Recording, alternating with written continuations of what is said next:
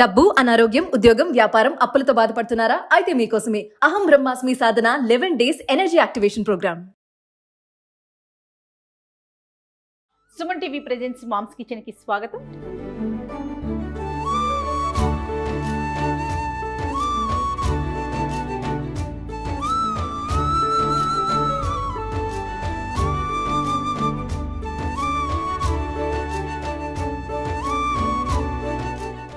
శ్రావణ మాసంలో ప్రతి శుక్రవారానికి సంబంధించి మంచి మంచి నైవేద్యాలు, ప్రసాదాలు రమ్మగారు చూపిస్తున్నారు కదా. మరి ఈ రోజు ఏం ప్రసాదం చూపించబోతున్నారో రమ్మగారు? శనగపప్పు పాయసం చేసుకుందాం. శనగపప్పుతో పాయసమా? ఓకే. మామూలుగా పెసరపప్పు, గుమ్మడికాయ కలిపి చేసుకున్నాం. పెసరపప్పు ఈ శనగతోటి కూడా చేస్తారు. అప్పుడెప్పుడో ఉడిపి వెళ్ళాను చూడు, మొన్న వెళ్ళింది ఉడిపి కాదు, 5-6 ఏళ్ల క్రితం ఒకసారి ట్రిప్కి వెళ్ళాం. అవును. అప్పుడు ఈ శనగపప్పు పాయసం గుళ్ళు దేవాలయపు భోజనంలో వడ్డించారు. ఉడిపిలో అలా డిఫరెంట్గా ఉంది. ఏమనుకున్నంటే పూర్ణం వడ్డించారని భావించాను నేను, కానీ అది పూర్ణం కాదని, అది పాయసం అని పక్కన కూర్చున్న ఒక తెలుగు వచ్చిన కన్నడిగా ఆవిడే నాకు చెప్పారనమాట. సో ఎలా చేస్తారు నీ రెసిపీ ఆవిడని అడిగాను. ఆవిడ సగం కన్నడ, సగం తెలుగు, 2-3 ఇంగ్లీష్ ముక్కలతోటి కొంచెం చెప్పారు. ఆవిడ 3-4 వెరైటీలు చెప్పారు. 2-3 వెరైటీలు ట్రై చేసి నాకు బాగా నచ్చిన వెరైటీ ఇవాళ ప్రజెంట్ చేస్తున్నాం. తప్పకుండా. అమ్మవారికి కూడా మనం శనగపప్పు ఇష్టం అని చెప్పారు. లక్ష్మీదేవికి శనగపప్పు అంటే ప్రీతి కాబట్టి శనగతోటి చేసే ఏ తీపి పదార్థమైనా, మనం బూరెలు చేసుకుంటాం కదా, ఇలా పాయసం చేసుకోవచ్చు. శనగపప్పుని బాగా శుభ్రంగా కడిగేసి 1-2 గంటలు నానబెట్టేసేయండి. దీంతో పాటుగా 1 కప్పు శనగపప్పు అయితే 2 స్పూన్ల బియ్యం, అంతే బియ్యం 2 స్పూన్లు చాలు. ఈ బియ్యాన్ని కూడా నానబెట్టి పక్కన పెట్టుకుందాం. ఓకే. దీనికి మనకి బెల్లము, కొబ్బరి కావాలి, పచ్చి కొబ్బరి. ఇవి 2 పక్కన పెడదాం. ఇప్పుడు ఏం చేద్దాం అంటే నానబెట్టిన శనగపప్పుని 2 విజిల్స్ రానిద్దాం కుక్కర్లో పెట్టి. స్టవ్ వెలిగించేసి పప్పు నానబెట్టేసుకున్నాము.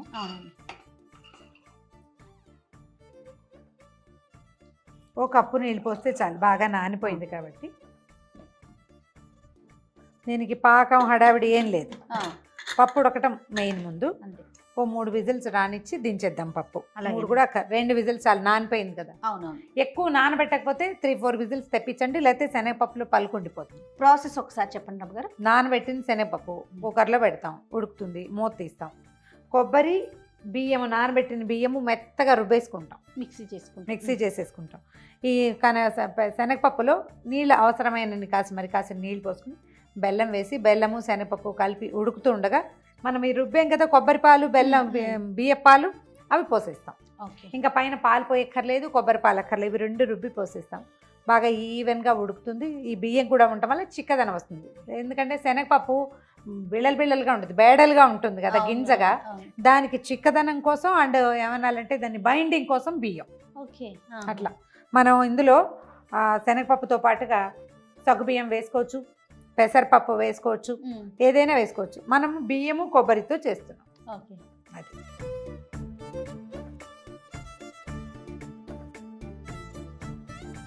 అయిపోయింది. ఏదైనా ప్రెషర్ ప్యాన్ లో చేసుకుంటే అందులోనే డైరెక్ట్ గా చేసుకోవచ్చు. అయితే మనం కొంచెం మనం కుక్కర్ లో పెడితే కాస్త మెత్తగా అయిపోతుంది. వేరే పాత్రలోకి పప్పు చూడు ఎంత బాగుంది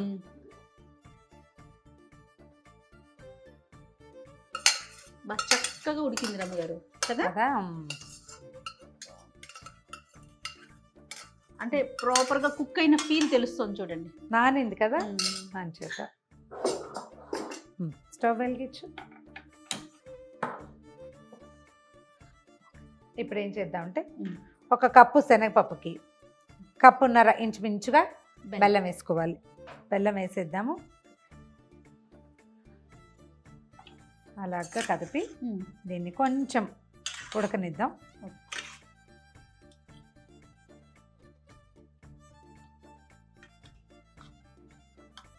బెల్లం కరిగాక మనం బియ్యం కాసి నానబెట్టి పెట్టుకున్నాం కదా, నానబెట్టి పెట్టుకున్న బియ్యము, 1 కొబ్బరి చిప్ప గ్రైండ్ చేసేసాం చూడు, ఇట్లా పాల్లాగా వస్తుంది. ఎంత బాగా వచ్చిందో. ఇది నానిన బియ్యం కాబట్టి మెత్తగా అయిపోయింది కదా, తొందరగా ఉడికిపోతుంది. దీంతో కలిసి చక్క ఫిర్నీ లాగా వస్తుంది అనమాట. బియ్యం ఇన్ని బియ్యం చాలు, అందుకనే జస్ట్ మీరు 2 స్పూన్స్ వేసినట్టు అంతే. ఉడుకుతుంది. కొంచెం బెల్లం కరిగితే సరిపోతుందేమో. బెల్లం కరిగాక మనం బియ్య పిండి పోసేసుకోవచ్చు.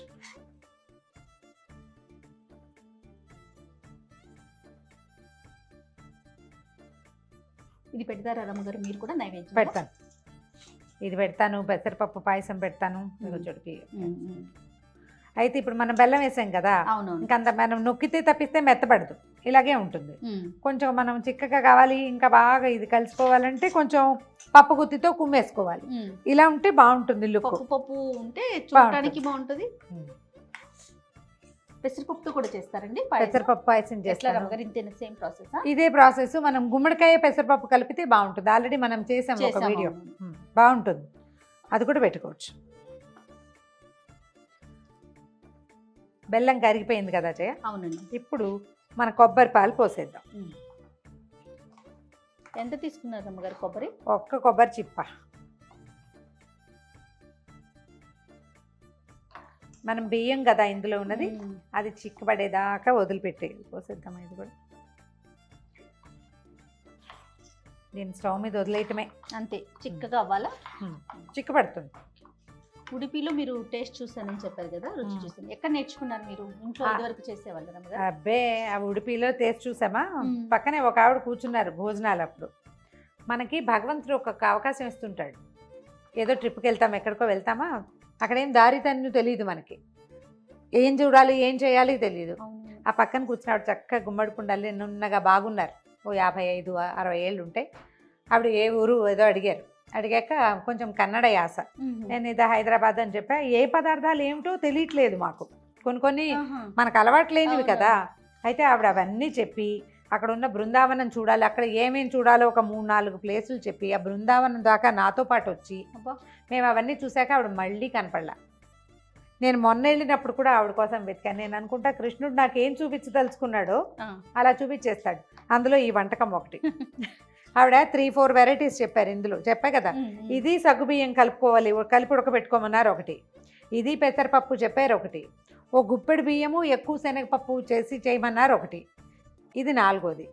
అయితే దీంట్లో ఆవిడ చెప్పింది ఇప్పుడు నేను చేస్తున్నది ఒకటి అవునో కాదో నిజంగా నాకు తెలీదు. కాస్త అటు ఇటుగా నాకు బాగుందనిపించిన మెథడ్ 2-3 సార్లు సగ్గుబియ్యం వేసి కూడా చేశా, నాకు నచ్చలేదు.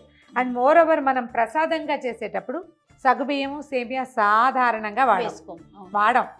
నేను చెయ్యను, మరి మా ఇళ్లలో తక్కువ అంచేత ఇలా మొదలు పెట్టుకున్నాను అనమాట. చూడు ఎంత చిక్కగా అయింది. అవునవును. కానీ మీరు అన్నట్లుగా రమ్మగారు, కొంతమంది వ్యక్తులు ఎందుకు తారసపడతారో తెలీదు. అదే మళ్ళీ కంటిన్యూ అవ్వదు. కానీ వాళ్ళు చెయ్యాల్సింది చెప్పాల్సింది చెప్పేస్తారు, వెళ్ళిపోతారు. అదే చాలా మంది వస్తారు మన జీవితంలో అట్లా. నాకైతే క్షేత్రాలు చాలా చోట్ల అలాంటి అనుభవం ఉంది. ఎవరో ఒకళ్ళు వస్తారు, మీరేమో గమ్మున కూర్చోరు కదా, పలకరిస్తూనే ఉంటారు. వాళ్ళు మాట్లాడకపోయినా నేను పలకరిస్తాను. అవతల వాళ్ళు పలకరించిన ప్రశ్నకి సమాధానం చెప్తాను. ఏదో అడుగుతాం కదా, అడిగేసరికి ఆటోమేటిక్గా మనకు కావాల్సింది వచ్చేస్తుంది. కొంచెం భాష కుదిరితే ఇంకా బాగుంటుంది. 2 నిమిషాలు ఇది కుతకుతలాడుతూ ఉండగా దించే, అప్పుడు మనకి బియ్యం ఉడుకు పట్టినట్టు అనమాట. చూడు రైస్ చూడు, అందుకని చిక్కగా వచ్చేసింది. కానీ ఒక పదార్థం కలిసేసరికి ఎంత మార్పు కదండి. అదే కదా, మన జీవితం కూడా అంతే. ఒకళ్ళు యాడ్ అయ్యేసరికల్లా జీవితంలో ఎన్ని మార్పులు వచ్చేస్తాయో. సుమన్ టీవీ యాడ్ అయ్యి నా జీవితం ఎంత మారిపోయిందో చూడు.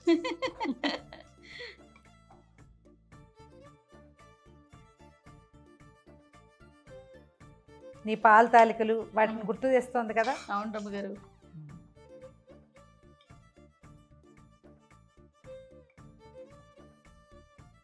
మనం ఇందులో మామూలు పాలు కనుక పోస్తే అప్పుడప్పుడు విరిగిపోతుంది. చిక్కటి పాలు కూడా పోసుకోవచ్చు. ఒకసారి పాలతోటి కూడా చేశాను నేను. నెక్స్ట్ టైం చేసినప్పుడు పాలు సగ్గుబియ్యంతో చేద్దాం, అంటే దేవుడి ప్రసాదంగా కాకుండా. ఇప్పుడు ఏదో అమ్మవారి ప్రసాదంగా చేస్తున్నాం కదా. నెక్స్ట్ టైం ఇందులో నేను నేర్చుకున్న 2వ మెథడ్ చెప్తా. ఇంకేమున్నాయి రమ్మగారు, శ్రావణ మాసం కార్తీక మాసం వరుసగా పూజలే కదా మనకి. అవును, వచ్చేసింది. మనం ఒక చిన్న బ్రౌన్ టింజ్ కనిపిస్తుంది చూడు, మీకు ఇది రావద్దు అంటే కొబ్బరికి వెనకాలండే నల్లటి భాగాన్ని తీసేసి గ్రైండ్ చేసుకోండి. నాకు అభ్యంతరం ఉండదు, నాకు ఇలా ఉంటేనే ఒక న్యాచురల్ లుక్ ఉంటుంది. అలా తెల్లగా ఉంటే నచ్చదు అనమాట. సరే తీసేద్దాం జయ. కుతకుతలాడుతుంది చూడు. అవునవును, సరిపోతుంది. అంతేనండి. అంతే. దీన్ని స్టవ్ ఆపద్దు కానీ ఏలక పొడి వేసి దీన్ని పక్కన పెట్టేద్దాం. ఓకే, కాలట్లేదండి. లేదు, పట్టుకోగలిగే వేడిగానే ఉంది. తీసేద్దాం, పక్కకు పెడదాం. ఒక చిన్న మూకుడు పెట్టి ఇందులోకి తిప్పమంటారా? కలిపి ఏం కాదు. ఏలకపొడి సెటిల్ అయింది పైన, ఎందుకంటే ఏం లేదు. చక్కగా ఇది ఇంకా చిక్కగా కావాలంటే కొబ్బరి పాలు కొంచెం చిక్కగా తీసుకోవటము సరిపోతుంది. ఇది ఒక గంటకి సెటిల్ అయిపోతుంది. ఇంకొంచెం చిక్కగా అప్పుడు ఇలా స్పూన్తో తీసుకోవచ్చు అనమాట.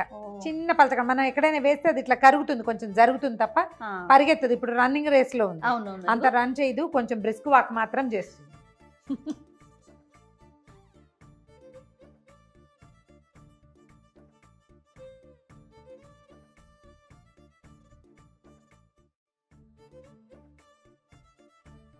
జీడిపప్పులు, కిస్మిస్లు కావాలంటే చిన్న బాదం ముక్కలు కూడా వేసుకోవచ్చు. వేయించేసి అందులో పోసేస్తాం.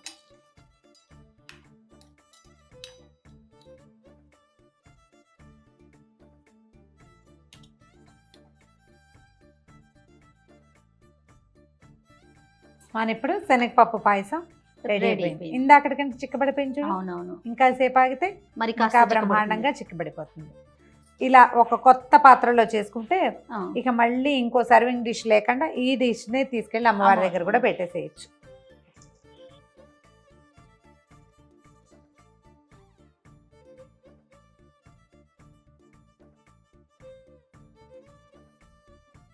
ధారాళంగా నెయ్యేసి అమ్మవారికి వడ్డిచ్చేసేయటమే. నీకు శనగపప్పు పెసరపప్పుకి నెయ్యి ద బెస్ట్ కాంబినేషన్. రుచికే కాదు, అవి అరుగుదలకి కూడా చాలా మంచిది. ఇదిగో ఘుమఘుమలాడే కమ్మని శనగపప్పు పాయసం రెడీ. సూపర్. అంటే ఒక్కొక్క వారం ఒక్కొక్కటి పెట్టాలి అనుకునే వాళ్ళు ఏం పెట్టాలి ఒక అనుమానం, ఏం చేయాలని తోచదు రమ్మగారు. అవును, ఇది ఒక రోజు వాడుకోవచ్చు చక్కగా. 5 ప్రసాదాలు చేయదలుచుకున్న వాళ్ళు ఇది 5వ ప్రసాదంగా చేసేసుకోవచ్చు. అంతే. రైట్ రమ్మగారు, థ్యాంక్ యూ సో మచ్. మరొకసారి మీకు శ్రావణ మాసం శుభాకాంక్షలు. సుమన్ టీవీ ప్రేక్షకులందరికీ శ్రావణ మాస శుభాకాంక్షలు.